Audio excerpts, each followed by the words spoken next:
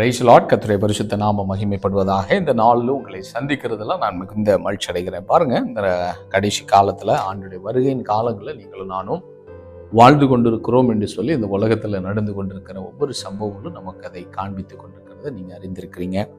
உலகமெங்கும் நம்ம பார்க்கும்போது பலவிதமான தீமையான காரியங்கள் ஒருபுறம், பல விதமான பாவங்கள் பெருகி கொண்டிருக்கிற காலத்துல நீங்களும் நானும் வாழ்ந்து கொண்டிருக்கிறோம். அது மாத்திரமல்ல, யுத்த சத்தங்கள் நம்மளை சுற்றி உலகமெங்கும் கேட்டுக்கொண்டிருக்கிறத நீங்கள் பார்த்திருப்பீர்கள். அது மாத்திரமல்ல, இந்திய தேசத்தில் பாருங்கள், யுத்தத்தின் நிமித்தமாக இந்தியாவை ஸ்தம்பித்து போகத்தக்க விதத்தில் பலவிதமான தீமையான காரியங்களும் ஆபத்தான நெருக்கமான சூழ்நிலைக்கு நேராக இந்தியாவும் தள்ளப்பட்டிருக்கிறது.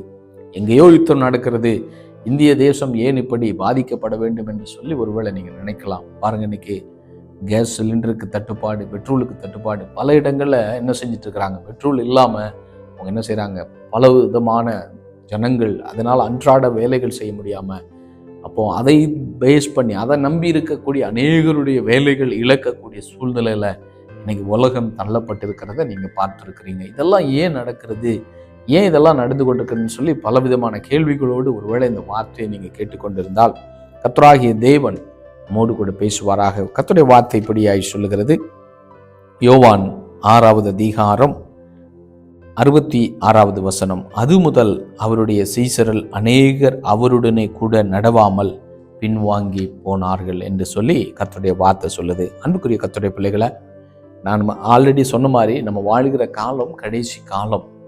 பாருங்க, இன்னைக்கு ஆண்டவரோடு கூட நடந்தவர்கள் கூட, இயேசுவோடு கூட நடந்தவர்கள் கூட இன்னைக்கு பின்வாங்கி போய்கொண்டிருக்கிற காலத்துல தான் நம்ம வாழ்ந்து கொண்டிருக்கிறோம். பாருங்க, இங்க படித்ததான கர்த்தருடைய வார்த்தை என்ன சொல்லுது.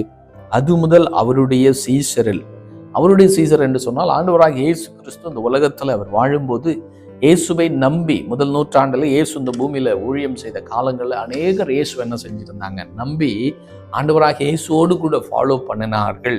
இயேசுவோடு கூட ஃபாலோ பண்ணி ஏசப்பா செய்த அற்புதங்கள், ஏசப்பா செய்த நன்மைகள், ஏசப்பா செய்த இயற்கைக்கு அப்பாற்பட்டதான மிராக்கிள், நேச்சுரல், அதாவது சாதாரணமான மிராக்கள் இல்லைங்க. ஆண்டவராக இயேசு செய்த மிராக்கள் எல்லாம் சூப்பர் நேச்சுரலான மிராக்கள் எல்லாம் பார்த்து சந்தோஷப்பட்ட அநேக ஜனங்கள் என்ன செய்தார்கள் தெரியுமா?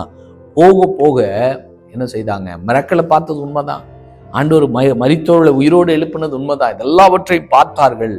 ஆனால் அதே ஜனங்கள் என்ன செய்தார்கள் தெரியுமா? ஆண்டவராக இயேசுவை, அவரை தொடர்ந்து ஆண்டவராக இயேசுவை என்ன செய்ய முடியல, அவங்களால அநேகரால ஃபாலோ பண்ண முடியாதபடிக்கு என்ன செய்கிறார்கள், பின்வாங்கி போனதாக வேதம் சொல்லுகிறது.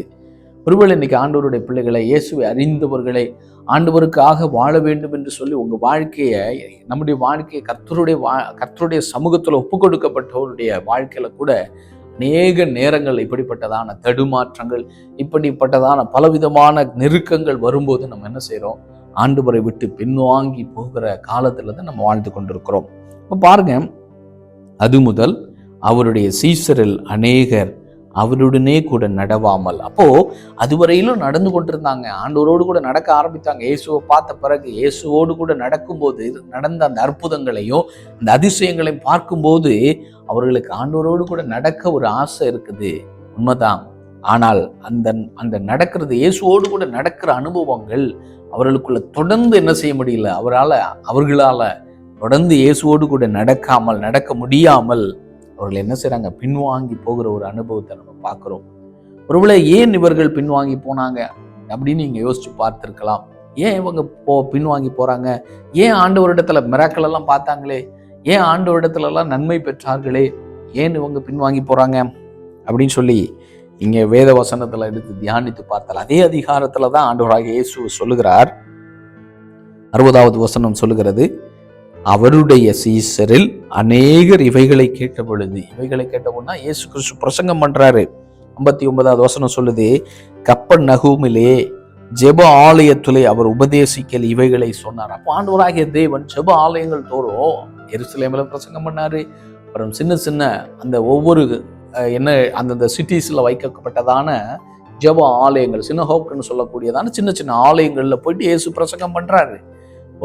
பெரிய எருசலேமிலும் பிரசங்கம் பண்ணார், சின்ன ஆலயங்களிலும் ஆண்டவர் என்ன செய்தார், பிரசங்கம் பண்ணும்போது அவர் என்ன செய்தாராம், அவர் உபதேசிக்கையில் அவர் உபதேசம் பண்ணினார், அநேக உபதேசங்கள் பண்ணாரு. எப்படி இப்படித்தான் வாழணும், இப்படி வாழக்கூடாது, தேவனுக்கு எது பிரியம் எது பிரியமில்லை, பாவத்தை வெறுத்து வாழ வேண்டும், பரிசுத்தமா வாழ வேண்டும், இப்படி பல கண்டிஷன்ஸை என்ன செய்தார்கள் இயேசு கிறிஸ்து சொல்லும்போது அந்த கண்டிஷன்ஸ் எல்லாம் அநேக ஜனங்கள் அதை ஃபாலோ பண்ணி கொண்டிருக்கிறாங்க. அற்புதத்துக்கு என்ன பண்றாங்க, விரும்புறாங்க.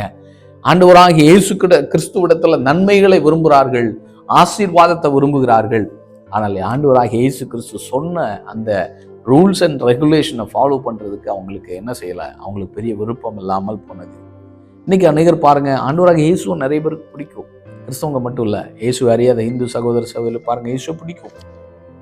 இஸ்லாமியர்கிட்ட கேட்டாலும் இயேசுவை பிடிக்கும் தான்.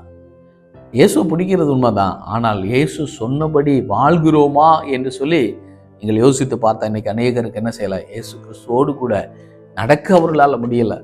இயேசு கிறிஸ்து சொன்ன உபதேசத்தை ஃபாலோ பண்ணுறாங்களா அப்படின்னா அவங்களுக்கு கஷ்டமாக தெரியுது. இன்னைக்கு ஒருவேளை இதை பார்த்து கொண்டிருக்கிற கர்த்தருடைய பிள்ளைகளை, கடைசி காலங்களில் நம்ம வாழ்ந்துட்டு இருக்கிறோம், சூழ்நிலைகள் எல்லாம் நமக்கு எதிராக தான் நடந்து கொண்டிருக்கிறது உண்மை.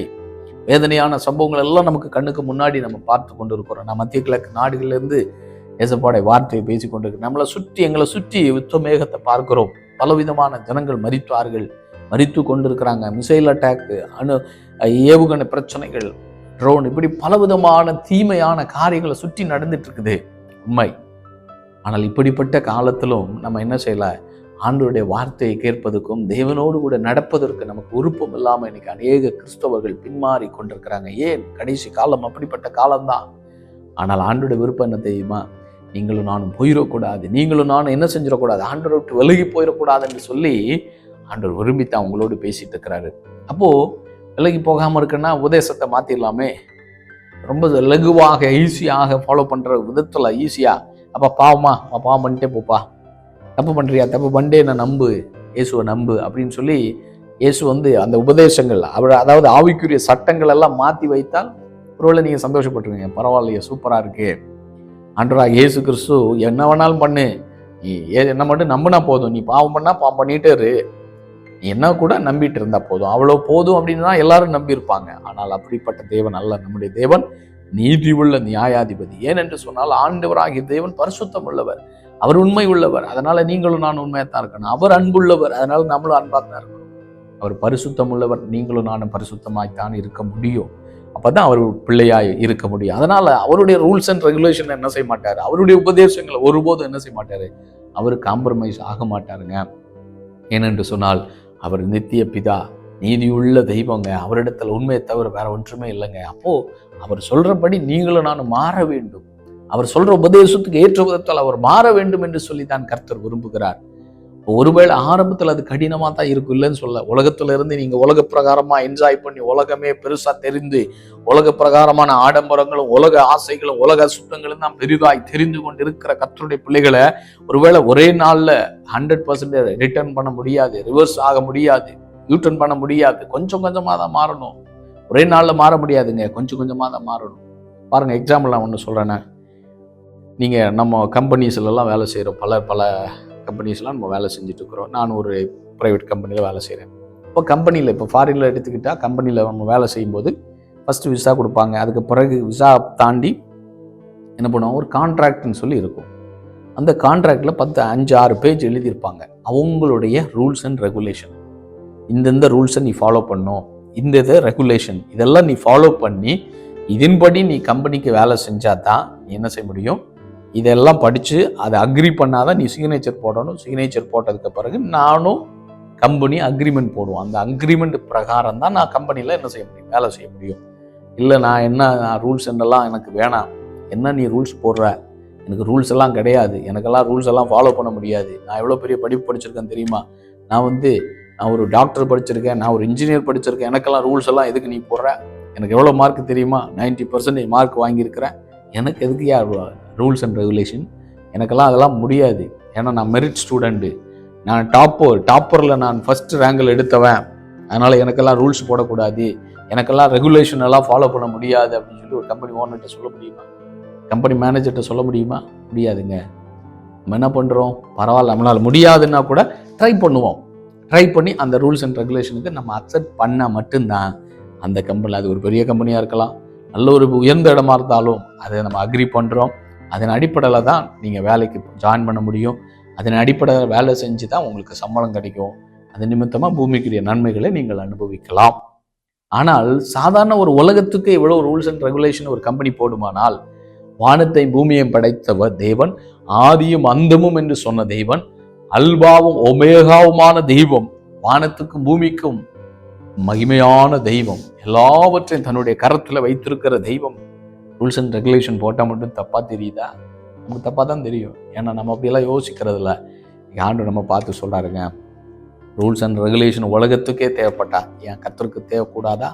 கர்த்தருக்கு ஏன் பண்ணால் என்ன பிரச்சனை அப்படின்னு சொல்லி யோசிச்சு பாருங்க. நிச்சயமாகவே ரூல்ஸ் அண்ட் ரெகுலேஷனை ஃபாலோ பண்ணி தான் ஆகணும். அதனால தான் பாருங்க, தொடர்ந்து அந்த வசனம் என்ன சொல்ல தெரியுமா? 60வது வசனம், அவருடைய சீசர்கள் அநேகர் இவைகளை கேட்ட பொழுது, இது கடினமான உபதேசம், யார் இதை கேட்பாங்க? யார் கேட்க முடியும்? ரொம்ப கடினமா இருக்குங்க, என்னால் ஃபாலோ பண்ணவே முடியாது அப்படின்னு சொல்லி என்ன பண்றாங்களா, அந்த உபதேசத்தை குறித்து ரொம்ப கடினம்னு சொல்லி அதை விட்டு விட்டு அவங்க என்ன பண்றாங்க, 66ல் போகும்போது 66வது வசனம் சொல்லுது, அவர்கள் என்ன செய்தாங்க, பின்வாங்கி போக ஆரம்பித்தாங்க. அப்போ பாருங்க, 67வது வசனம், அப்பொழுது இயேசு 12 நோக்கி, நீங்களும் போய்விட மனதா இருக்கிறீர்களோ என்று கேட்கிறார். 12 மற்ற சீடர்கள், ஒரு கூட்ட சீடர்கள் போறாங்க, இது ரொம்ப கடினமா இருக்கு, என்னால ஃபாலோ பண்ண முடியாதுன்னு சொல்லி. ஆனா ஒரு கூட்டம், சின்ன கூட்டம் இருக்குதுங்க, இந்த 12 சீடர்கள் இருக்கிறாங்க. அவங்க என்ன சொல்றாங்க தெரியுமா? நீங்களும் போய்விட மனதா இருக்கிறீங்க. ஆண்டவர் பாரத்தோடு கேட்கிறாரு. ஏன்னா அந்த உபதேசத்தை அவரால் மாற்ற முடியாது. ஏன்னால் அது நித்தியமாய் கர்த்தர் கொடுக்கப்பட்டது. இப்படிதான் வாழ முடியும். ஏன்னா தேவன் அப்படி இருக்கிறாரு. அவரை மாதிரி தான் அவருடைய பிள்ளைகள் மாற வேண்டும் என்பதற்காக அவருடைய சுபதேசத்தை அவரை காம்ப்ரமைஸ் பண்ண முடியாது. ஆனால் நீங்களும் நானும் மாறித்தான் ஆக வேண்டும் என்பதை அறிந்தவராக அவர் சொல்றார். நீங்களும் போக மனதா இருக்கிறீங்களாப்பா, இதை போயிட்டு இருக்காங்களே, நீனும் போறியா அப்படின்னு கேட்கிறாரு. ஆனால் அப்பொழுது உடனடியாக என்ன செய்யறாரு தெரியுமா? அந்த 12 சீடர்கள் ஒருவர் சொல்றாரு, சீமோன் பேதுரு அவருக்கு பிரதித்திரமாக, ஆண்டவரே, யாரிடத்திலே போவோம்? நித்திய ஜீவ வசனங்கள் உம்மிடத்தில் உண்டே அப்படின்னு சொல்லி ஒரு பெரிய இரக்கமான, ஒரு உருக்கமான, ஒரு ரொம்ப டச்சபிளான வேர்டை சொல்றாரு. எங்கப்பா நான் போவேன்? உம்மை விட்டு நான் எங்கப்பா போவேன்? நான் எங்க ஆண்டவரே போவேன் ஆண்டவரே அப்படின்னு சொல்லி தன்னை தாழ்த்துகிறத பார்க்குறீங்களா? அன்புக்குரிய கர்த்தருடைய பிள்ளைகளை, இன்னைக்கும் உபதேசங்கள் கடினம்தான், உண்மைதான். எல்லாரும் நேசிக்க சொல்றாரு. ஆண்டவரை முதலாவது நேசிக்க சொல்றாரு, அப்புறம் ஒன்று நேசிக்கிற மாதிரி மற்றவங்களை நேசிக்க சொல்றாரு. கடினம் தான் சில சூழ்நிலைகள்ல. ஆனால் ஆண்டவராகிய தேவன் என்ன சொல்றாரு தெரியுமா? பேதுரு சீடன் சொல்றாரு, ஆண்டவரை யாரிடத்துல போவோம்? யாரிடத்துல போவோம்? இந்த உலகத்துல ஒரே தெய்வம் தான், ஒரே ஒரு தெய்வம், வேற யாருமே இல்லை இயேசுவை தவிர. மனிதனுக்காக கண் காண முடியாத தேவன், இந்த பூமியில மனிதனாய் அவதரித்த தெய்வம் இயேசு மட்டும்தான். அவரை தவிர வேற யாருமே மனிதனுக்காக எதுவும் செய்யல. மனிதனுடைய பாவத்திற்காக ஜீவனை கொடுத்த தெய்வம் ஆண்டவராக இயேசு மட்டும்தான். அவரை தவிர வேற யாருமே இல்லை. அப்ப எங்க போவா ஆண்டவரே சொல்லி என்ன சொல்றாரு தெரியுமா? யாரிடத்திலே போவோம்? நித்திய ஜீவ வசனங்கள் உம்மிடத்திலே உண்டு. நித்திய ஜீவனை தருகிற தேவன் நீர் ஒருவர் மட்டும்தான். நித்திய ஜீவனை பெறுவதற்கு ஏற்ற விதத்துல வசனங்களும் வார்த்தைகளும் உபதேசங்களும் உள்ள ஒரே தெய்வம் நீங்க மட்டும்தான் ஆண்டவரே. உம்மை தவிர நான் எங்கப்பா போவேன் அப்படி சொல்லி தன்னுடைய வாழ்க்கையை ஒப்பு கொடுக்குறாருங்க. இன்னைக்கு பாருங்க, உபதேசம் கடினம்தான். ஆனாலும் நீங்க யோசிச்சு பாருங்க, நித்திய ஜீவனுக்கு ஏதுவான வாழ்க்கை இயேசுவிடத்துல மட்டும்தான் உண்டு. அதை யோசிச்சு பாருங்க, இது கடினமா தெரியாதுங்க. ஏனென்று சொன்னால், ஒருவேளை நீங்கள் நானும் நித்திய ஜீவனை இழந்து விட்டால் நம்முடைய வாழ்க்கையில வரப்போகிற கடினமான உபதேசம் அல்ல, கடினமான ஒரு உபத்திரவம் உண்டு. அதுதான் நரக வாழ்க்கை. நரகம் கொடியது. சதா காலங்களும் என்ன செய்ய போறோம்? வாதிக்கப்பட போகிற கொடிய நரகம் இருக்கிறது. அது ரொம்ப கடினமானது. ஒவ்வொரு நாளும் வேதனைப்பட வேண்டிய ஒன்று. கடல், அக்னி கடல் என்று சொல்லி வேதம் சொல்லுது.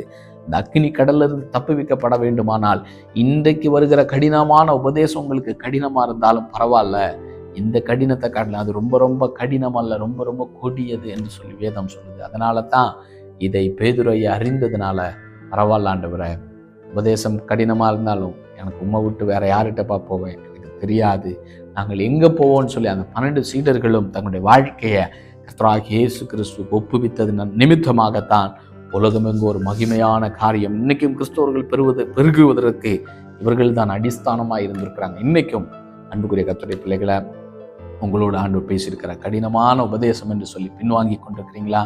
இயேசுவை ஃபாலோ பண்ண முடியல பிரதர், பாவம் என்ன நிற்கிறது, பாவத்தில் விட முடியலன்னு சொல்லி சோர்ந்து போகிறீங்களா? சோர்ந்து போகாதீங்க. கர்த்தர் நமக்கு பலன் தருகிற தேவனா இருக்கிறாரு.